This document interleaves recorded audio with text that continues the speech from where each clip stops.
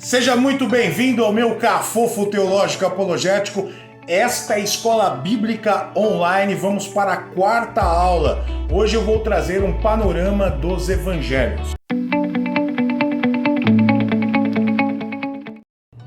Muito bem, pessoal. Escola Bíblica Online, pega o teu caderno, vamos aprender teologia apologética aqui no Influenciando Gerações e vamos para o primeiro evangelho.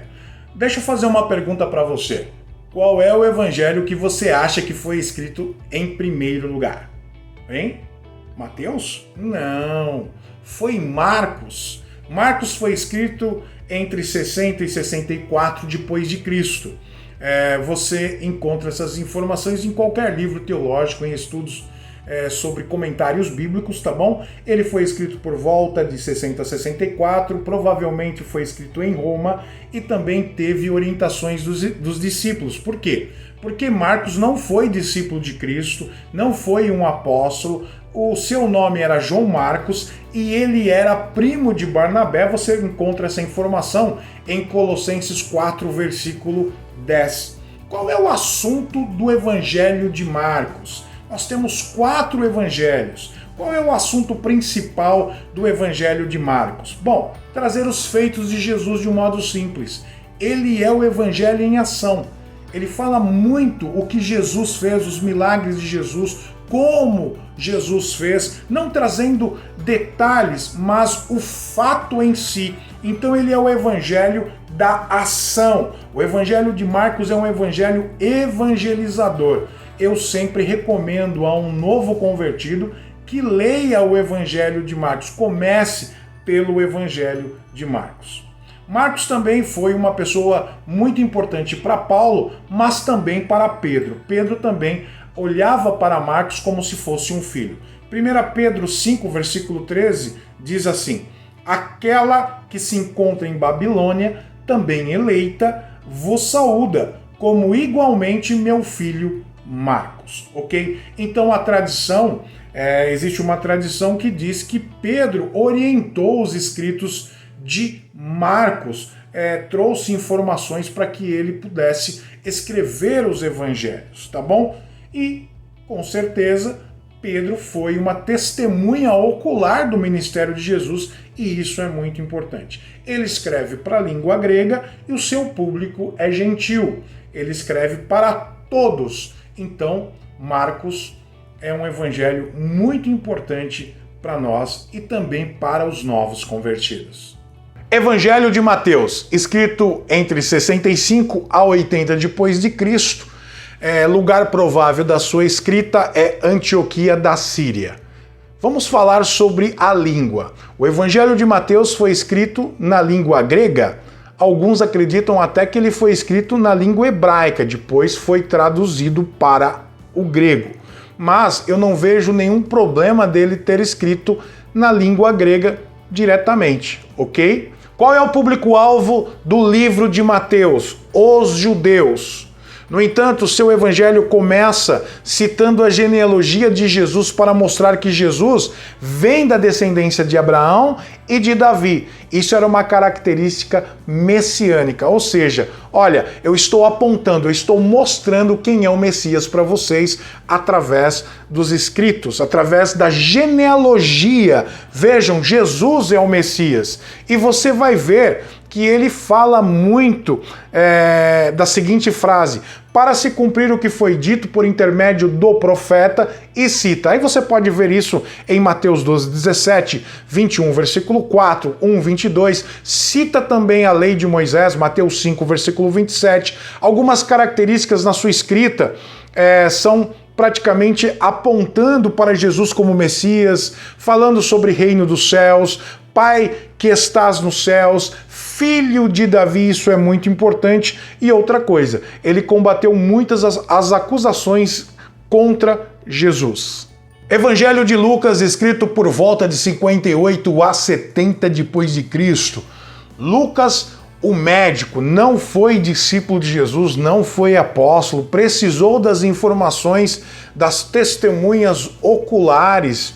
Ele escreve para um cara chamado Teófilo. tá bom? Ele escreveu o seu evangelho em língua grega e olha que interessante. Lucas 1, versículo 1 a 4 diz assim: visto que muitos houve que empreenderam uma narração coordenada dos fatos que entre nós se realizaram, conforme nos transmitiram os que desde o princípio foram deles testemunhas oculares e ministros da palavra, igualmente a mim me pareceu bem, depois de acurada investigação de tudo desde a sua origem, dar-te por escrito, excelentíssimo Teófilo, uma exposição em ordem para que tenhas plena certeza das verdades em que fostes instruído. Ou seja, Lucas escreve para este cara, Teófilo, ele pega todas as narrações, tudo aquilo que foi dito, deixa tudo certinho e entrega para Teófilo. Qual que é o público de Lucas? O evangelho de Lucas chega a ser para o público gentil, aquelas pessoas que não eram judeus. Gentil, quando eu falo gentil, para você que não sabe, gentil não era o povo judeu. Ok? Então ele escreve para Teófilo. A palavra Teófilo significa aquele que ama Deus. Teófilo patrocina Lucas para trazer informações sobre ele. Ok? Interessante também que Lucas, no seu evangelho, lá no capítulo 3, versículo 38, cita uma genealogia, só que ele faz de Jesus até Adão. Então Lucas 3,38 termina assim: e este, filho de Adão, filho de Deus, mostrando também que Jesus é o Filho de Deus. Evangelho de João, escrito por volta de 80, 90 depois de Cristo, lugar provável da sua escrita é Éfeso, língua grega, foi escrito em língua grega. Dentro do Evangelho de João eu encontro uma divisão literária, tá bom? Do capítulo 1 ao 12 nós temos os livros dos sinais, e do capítulo 12 ao 21 é chamado livro de glória. Nesses capítulos você vai ter relatos que são pessoais de Jesus aos discípulos. O Evangelho de João é bem teológico. João 1:1 já começa a dizer: no princípio era o verbo, e o verbo estava com Deus, e o verbo era Deus, ele estava no princípio com Deus. Ele chega a ser filosófico e teológico. Você precisa prestar atenção um pouquinho nas palavras de João em algum momento da sua escrita, e ele deixa muito claro o objetivo, porque é que ele escreveu o seu evangelho. João 20, versículo 31, que diz assim: estes, porém, foram registrados para que creiais que Jesus é o Cristo, o Filho de Deus, e para que, crendo, tenhais vida em seu nome. Ele mostra que Jesus foi o ungido de Deus. A palavra Christos é ungido. Jesus é o ungido de Deus, é o Filho de Deus. E olha, eu estou escrevendo para vocês para que vocês tenham vida no nome dele. Olha que interessante. João foi discípulo de Cristo. O Evangelho de João é muito bom para você estudar. É muito interessante. Quando você lê o Evangelho de Mateus, ou de Marcos, ou de Lucas, você vai perceber que algumas histórias são contadas de uma forma diferente. As mesmas histórias. Então, os evangelhos de Mateus, Marcos e Lucas são conhecidos como sinóticos. Evangelhos que registram as mesmas passagens com a visão de cada autor. Por exemplo, Mateus pode falar que tinha um cego, Marcos fala que tem 2. Bom, isso não é contradição? Não. Quer ver uma coisa interessante? Se você tiver possibilidade de pegar um lugar onde você vai dar aula, por exemplo, tem 50 pessoas, 60 pessoas, você vai dar aí o papel para 5 delas. E você vai dizer o seguinte: olha, escreva tudo que você achar importante durante o culto. Então aí você tem um culto de 3 horas, 2 horas, ou um evento, ou uma aula que você vai dar na escola bíblica dominical. Faça isso, pega 2, 3, 5 pessoas, depende da quantidade de pessoas que você tiver, entrega um papel para elas e diz: escreva tudo o que você achar importante. Você vai ver que cada uma vai escrever de um jeito, cada um vai citar uma característica. Aí eu te pergunto, aquele momento, aquele fato aconteceu ou não? Aconteceu.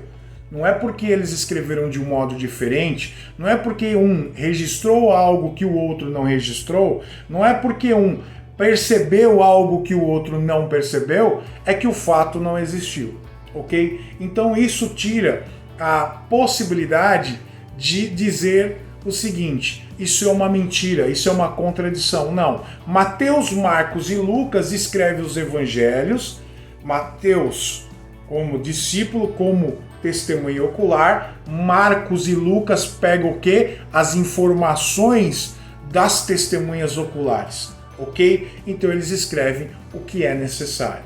Agora, o mais interessante é que todos os 4 evangelhos têm algumas histórias em comum. Por exemplo, batismo de Jesus, a primeira multiplicação dos pães, a entrada triunfal em Jerusalém, morte e ressurreição de Jesus. Isso você vai encontrar em todos os 4 evangelhos: Mateus, Marcos, Lucas e João.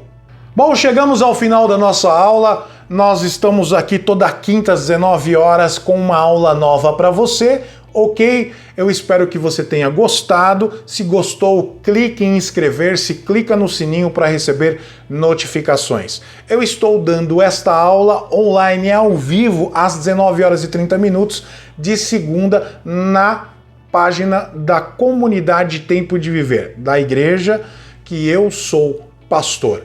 Eu sou pastor aqui de uma igreja de São Bernardo do Campo, na rua Cristiano Ângeli, 888, tá bom? Estamos em cima do material de construção natural, culto da família, domingo, 18 horas e 30 minutos.